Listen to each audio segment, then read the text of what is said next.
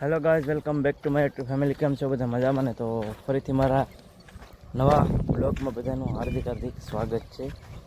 તો કાંઈ એમને ઘરે આજે નીકળી જાય છે તળાજા. આપણે ઓજીટી પૂરી કરવા માટે. ઓજીટી હવે 1 મહિનાની, જે આઈટીઆઈ કરતા છે એને ખબર છે કે ઓજીટી 1 મહિનાની આવે, એમાં ફરજિયાત જવું પડે. એમાં એનો સમય ફિક્સ હોય કે એટલા વાગે જવાનું અને એટલા વાગ્યા સુધી રહેવાનું.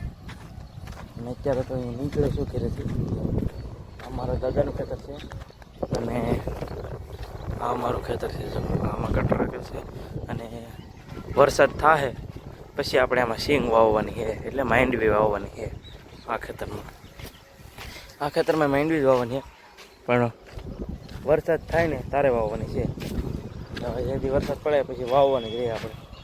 તો ચાલો, તમને બ્લોગમાં કન્ટિન્યુ બના રહેજો. અને નવા હોય તો વિડીયોમાં લાઈક, શેર અને સબસ્ક્રાઈબ કરી દેજો. ચાલો કન્ટિન્યુ. અમે એને રોડે મળી ગયા. આ રોડ ગણાવે તો ભાવનગર સોમનાથ હાઈવે ગણાય.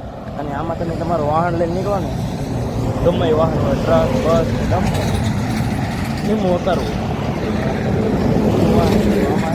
ગમે ત્યારે અકસ્માત થવાની સંભાવના છે. તમારું વાહન તમારી સેફટીમાં કરો ને એટલે રેડી. આપણે બધાને ખાવ નહીં રહે. જોવા હા વાહન થાય છે. આ ભાવનગર સોમનાથ હાઈવે ગણાય. ભાવનગર સોમનાથ હાઈવે. આમાં વાહન સ્પીડ કેટલી છે જોવો તમે. આમાં ગમે ત્યારે અકસ્માત થઈ શકે.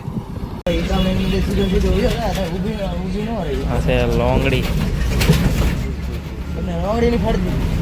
લોંગડીથી તળાજા 81 રૂપિયા લીધા. 81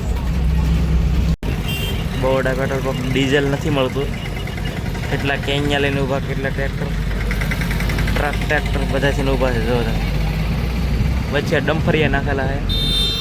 લાઈન ઉભી, લાઈન કપડાં. મિત્રો નવું કટર લીધું છે, ન્યૂ વોલેન્ટ છે 36, એટલે 36. જો હારે સવડો લીધો છે, પછી આ કટર લીધું છે, આ નવું ટ્રેક્ટરે લીધેલ છે એજન્સીમાંથી. અને આપણે છે ને મફતના પેંડા ખાઈ લીધા છે. એક બે પેંડા ખાધા છે અને હજી પાછા પેંડા આવશે. જુઓ નવું કટર લીધું.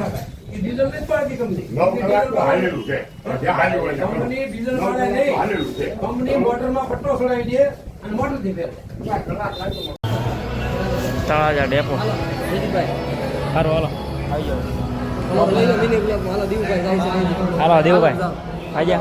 હાલ બસમાં બેસી જા. બસમાં